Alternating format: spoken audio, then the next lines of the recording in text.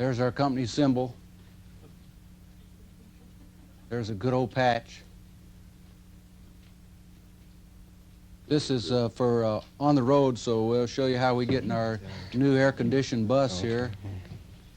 That's made out of aluminum, and it has everything. And even for long hole count holes, I believe they put a stove in there. I guess that's a lot longer than I'd care to hold for, but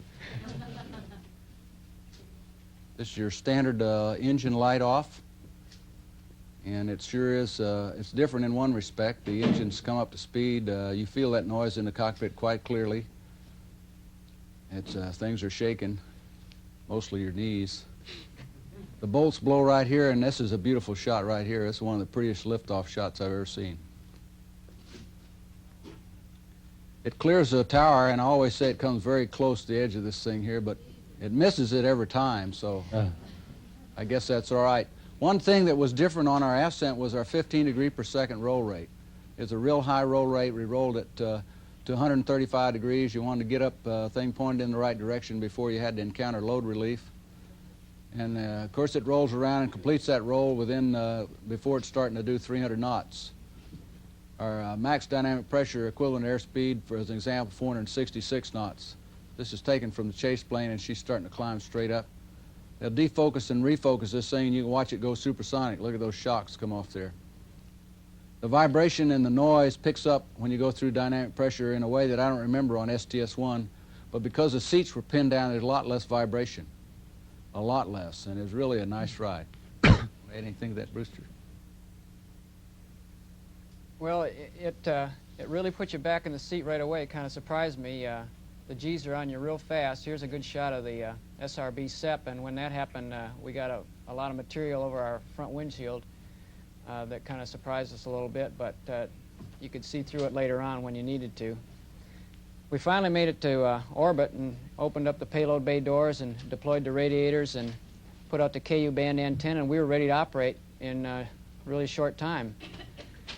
And this gives you an idea how easy it is to get around in there. You just float in and out of the seat, and this is a configuration on orbit with our little computer that told us where we were in the world, and one CRT running most of the time, and alone on the flight deck while the other guys are busy doing science.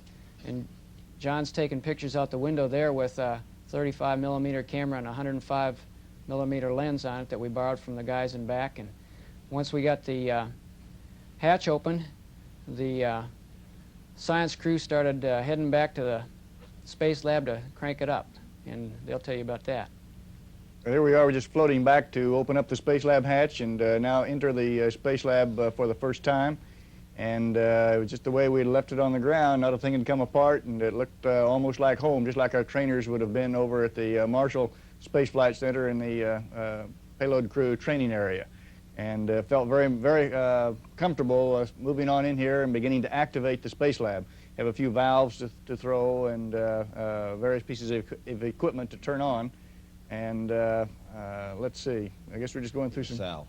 Oh yeah, this is SAL operations here. Scientific airlock is about a 1 meter aperture that we first of all opened up the lower hatch right here, and then we cranked the table down, which we'll see turning on that handle in the upper right hand corner, and this lowers the table down into the module, and then we can take off some grounding straps necessary there for launch that you can see coiled up right on the front, and then begin to mount our experiments to it.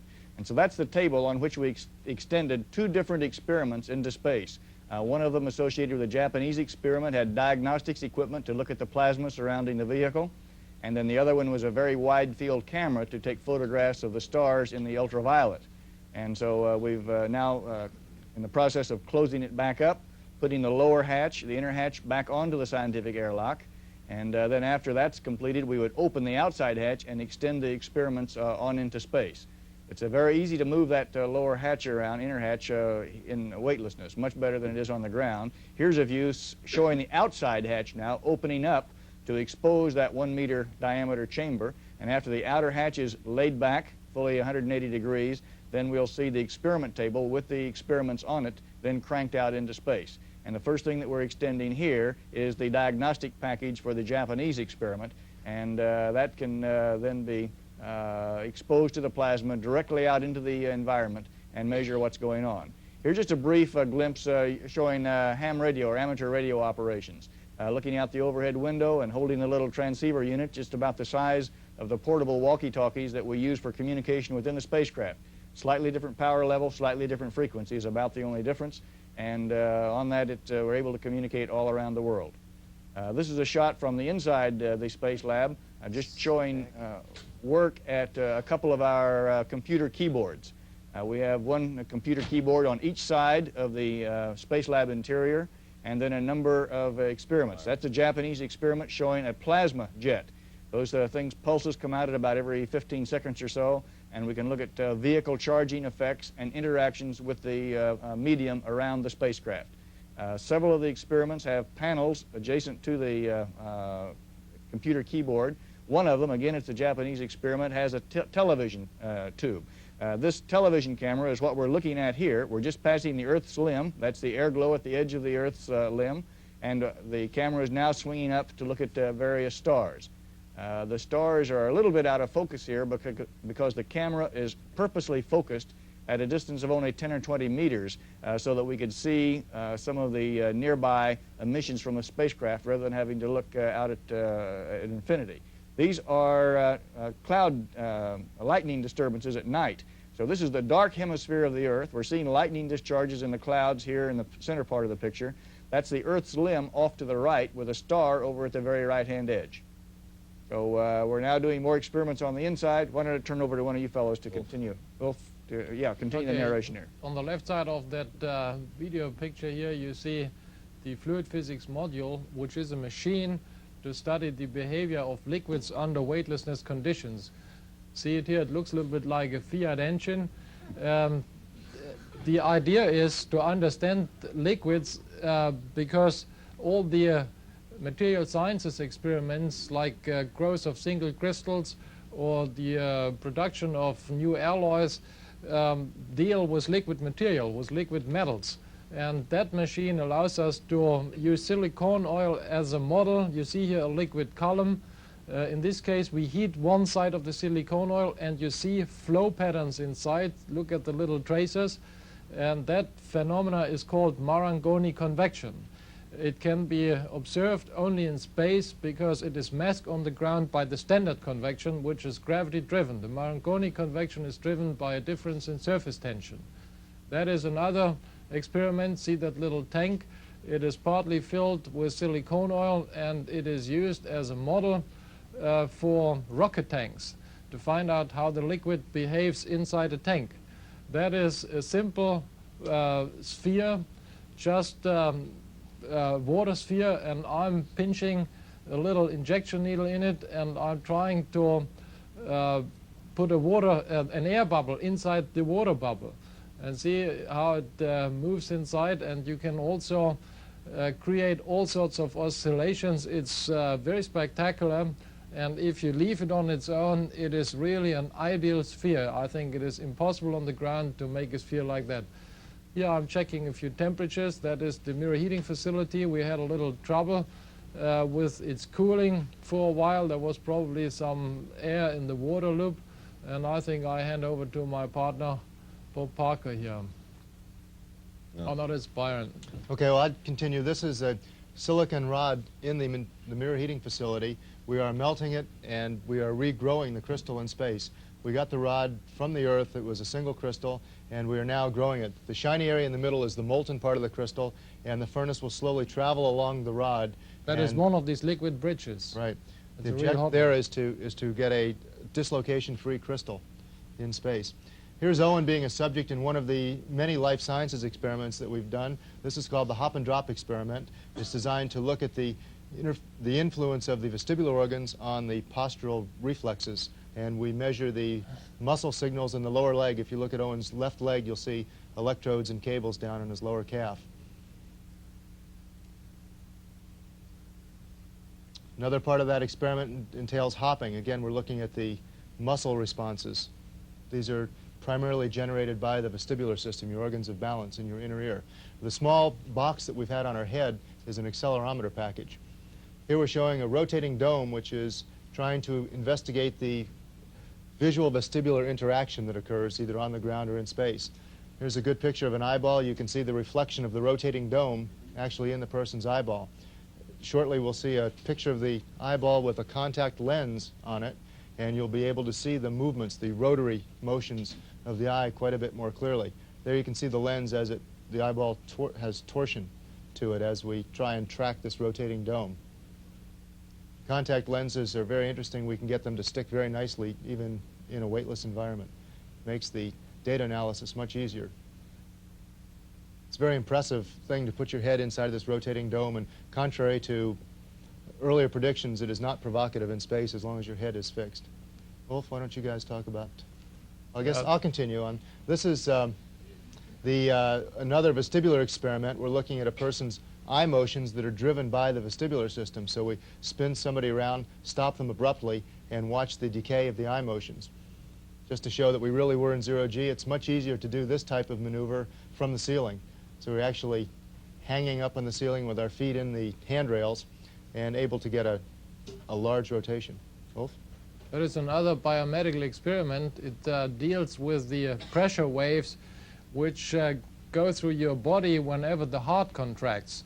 If you stay calmly on a sensitive balance, you see the needle a little bit flickering, and that experiment is really a good one to be conducted in zero-G, because then there is no gravity force which is superimposed on that waves. And what you saw me doing here is to speed up my heart to give that guy also measurements at high heart frequency. It's probably Bob who can comment on that one. This is a part of the European vestibular experiments that Ulf and I took part on each other. In this particular one, we're looking at thresholds, determining how low an acceleration a person can feel. See right there, a very low acceleration, trying to see if one can detect it. We did this in all axes. Subject. It's there, the x-axis. Now you can see very simply the person who is controlling it in the background. It just flips him over and starts, and you'll see in a minute, do it in the y-axis. It's very, subject is just strapped in, very relaxed. In fact, one time Wolf almost fell asleep and we had to shake it hard enough to wake him up, I guess. Yeah, you see the very small motions that you can detect. It feels like sitting in a comfortable rocker chair, and it's no wonder if you fall asleep. It's John coming down to visit and see if we're doing enough work, I guess.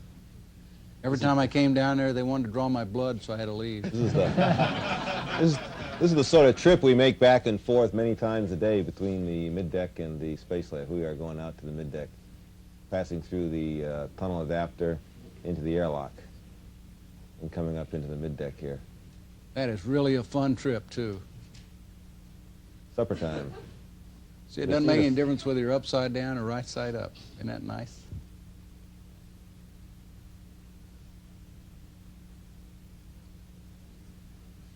Now it's John upside down. I heard the question. Brewster, Robert.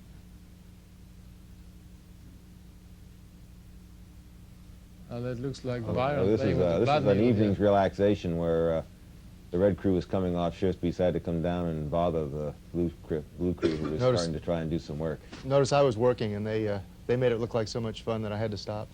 It's a great zucchini acrobatic team, actually. It's process here for about 5 seconds.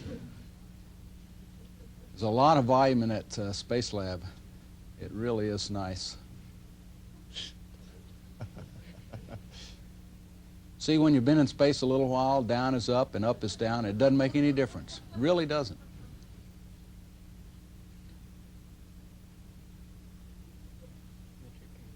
Here we are at the end of the mission, taking off the magazine off the large format metric camera, and this is a TV shot we made looking up from the floor, again looking at the problem of moving large objects in space. As we basically demonstrated before on Skylab, but people always continue to worry about it. You can move an object almost as large as you wish, as long as you just move it slowly. As long as the accelerations are small, we have no problem controlling and moving very large objects. See Byron here moving a fairly large drawer just up to stick into a cabinet and close it. It's a lot of these things just ran and slid and moved very nicely and freely in space. You see there, just up it goes and it's shut.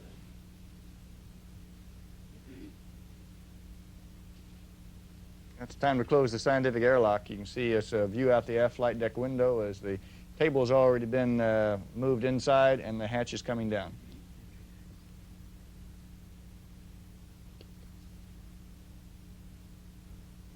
And here's the entry join up.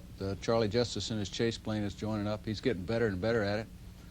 And it's a beautiful day out there at Edwards. We could see the lake bed from 60 miles out and had no doubt about where we're going and what we're doing on the flying end of it. Because of our problems, we'd been up for a long time. Brewster had been up about 14 and a half, 15 hours. I'd been up about 20 and a half hours, I think. And even so, because we've had a lot of practice doing this kind of thing, it just seemed like old home week, getting back there and shooting those approaches, shooting that approach. See the shallow glide slope? We're on a 17-degree short, 17-degree glide slope. It's really a shallow glide slope. It's hard to believe that the orbiter right there weighs almost 110 tons, but it does. And it's coming down and just working beautifully.